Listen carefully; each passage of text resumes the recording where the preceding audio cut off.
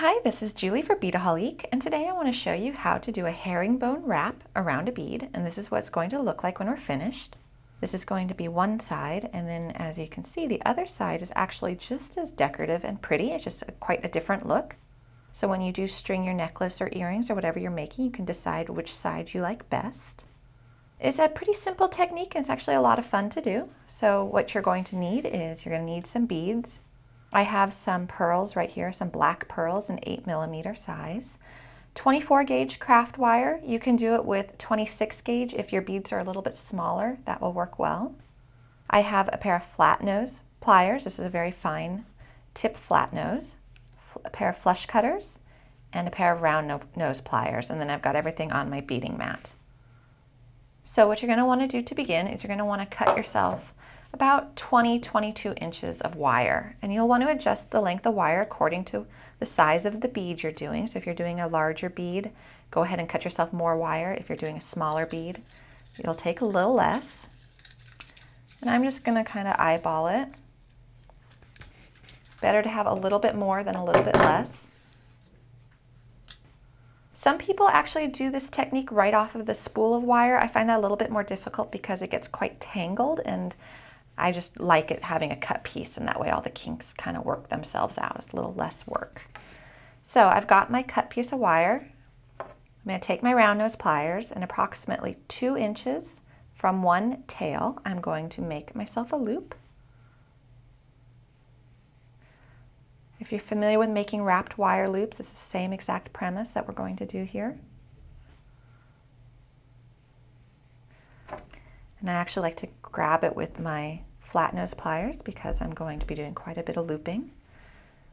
So, and count your loops. So I've got 1 there, 2, 3, 4, 5, 6, 7, 8,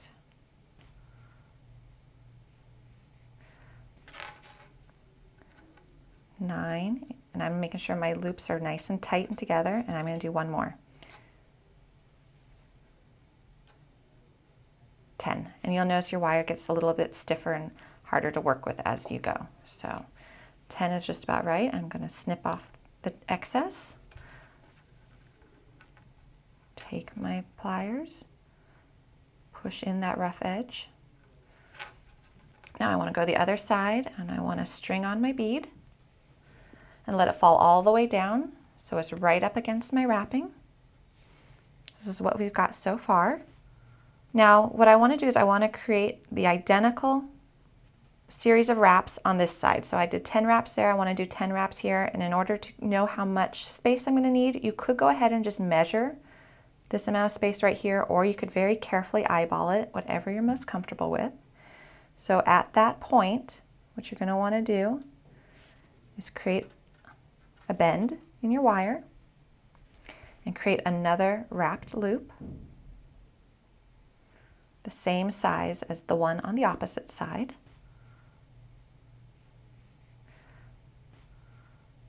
And again, I'm going to do my 10 wrappings.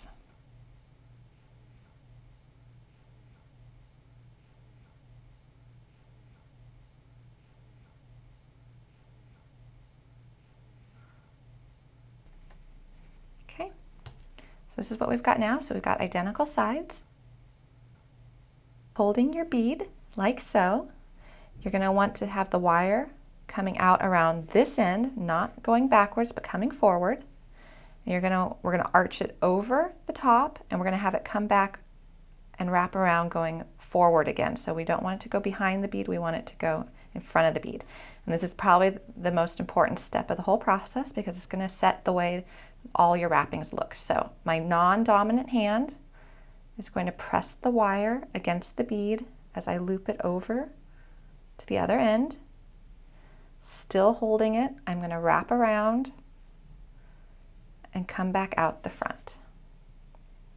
So now I'm going to turn this over, and I'm going to do the exact same thing here, and again I'm not going to go behind, I'm going to go in front. So non-dominant hand is going to press the wire to the bead, then it goes around the front, and around the back, and it comes back out the front. The reason this is important is because it's going to give you nice even wraps. I actually have an example right here before we go forward of one that I didn't get that looking so great, and you can tell the difference. So just be careful with that first step, that first couple wraps. Okay, now what we're going to do is we're going to go right behind the wire we already wrapped. So flush up against it and behind, but then we're going to come in front of this wire wrapping section that we have, loop it around the back so you come back out front. Then we're going to go again on the other side behind that wrapping you did first, but make sure that when you loop it around, you loop front to back and around, and we're just going to keep doing that same process.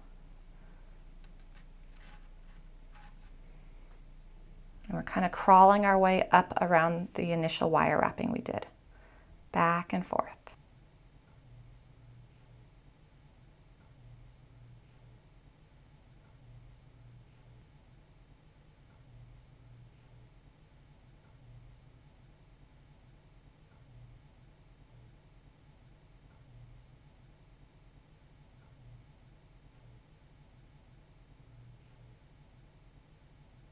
You're going to keep doing this until you are out of room to wrap.